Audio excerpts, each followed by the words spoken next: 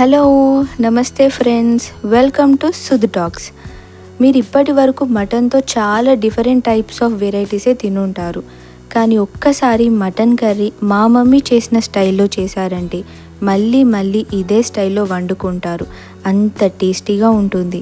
అది ఎలాగంటే 2 green chillies, 1 spoon coconut powder, ఒక మీడియం సైజ్ ఆనియన్ అండ్ 1 టమాటాని కట్ చేసి పక్కన పెట్టేసుకోవాలి. ఏంటి ఈ ఇంగ్రీడియంట్స్తోనే మటన్ కర్రీ అయిపోతుందా అంటే అవ్వదు, ఇంకా ఉంది. ఇప్పుడు స్టవ్ ఆన్ చేసి ఒక బౌల్ పెట్టి 1 స్పూన్ ఆయిల్ వేసేయండి. ఆయిల్ బాగా హీట్ అయ్యాక ఆనియన్ వేసి ఆనియన్ బ్రౌన్ కలర్లోకి వచ్చేంత వరకు వేగనివ్వండి. నెక్స్ట్ టమాటా వేసి కలుపుకొని టమాటా బాగా మగ్గిన తర్వాత స్టవ్ ఆఫ్ చేసే టైంలో కోకోనట్ పౌడర్ వేసి కలిపి పక్కన పెట్టేసేయాలి. నెక్స్ట్ స్టవ్ పై కుక్కర్ పెట్టి 3 స్పూన్స్ ఆయిల్ పోసి ముందుగా కట్ చేసుకున్న పచ్చిమిర్చి, ఆనియన్స్ వేసి 1/2 స్పూన్ సహజీరా వేసుకోవాలి. నెక్స్ట్ బిర్యానీ ఆకు అలాగే బండ పువ్వు వేసేయాలి. మా మమ్మీ ఎప్పుడు మాడకుండా ఉండడానికి బిర్యానీ ఆకు అండ్ బండ పువ్వుని ఆనియన్స్ వేసిన తర్వాత వేస్తుంది.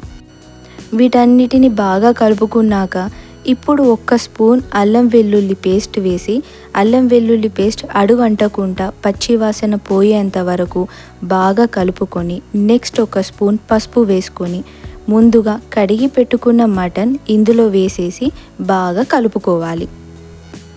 ఇప్పుడు వస్తుంది మెయిన్ ఇంగ్రీడియంట్, అదే అన్నేసి చూడు నన్నేసి చూడు అంటుంది ఉప్పు, అది ఎక్కువైతే ముప్పు. ఇక్కడ మా మమ్మీ కల్లుప్పు వేస్తుంది, ఎందుకంటే నాన్ వెజ్ కర్రీస్ ఎప్పుడు వండినా టేస్ట్ బాగుండడం కోసం అని ప్రతిసారి మా మమ్మీ కల్లుప్పే యూజ్ చేస్తుంది. నెక్స్ట్ 2.5 చెంచాల కారం వేసి 1 స్పూన్ ధనియాల పౌడర్ వేసుకొని బాగా కలుపుకోవాలి. ఇలా మధ్య మధ్యలో ఆపకుండా కలుపుతూనే ఉండాలి వాటర్ పోసేంత వరకు. తర్వాత ముందుగా ఫ్రై చేసి పెట్టుకున్న టమాటా, ఉల్లిగడ్డ, కొబ్బరి పౌడర్ని మెత్తని పేస్ట్లా చేసుకోవాలి. ఇప్పుడు బ్లెండ్ చేసిన ఈ పేస్ట్ అంతా కూడా మటన్లో వేసుకొని ముక్కలకి పట్టేంత వరకు బాగా కలుపుకోవాలి.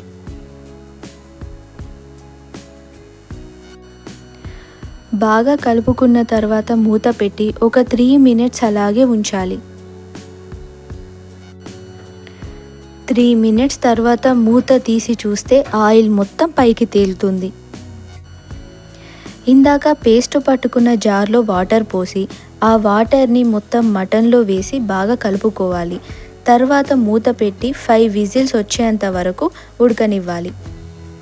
మీకు గ్రేవీకి ఎంత సరిపోతుందో అంత వాటర్ పోసుకోండి.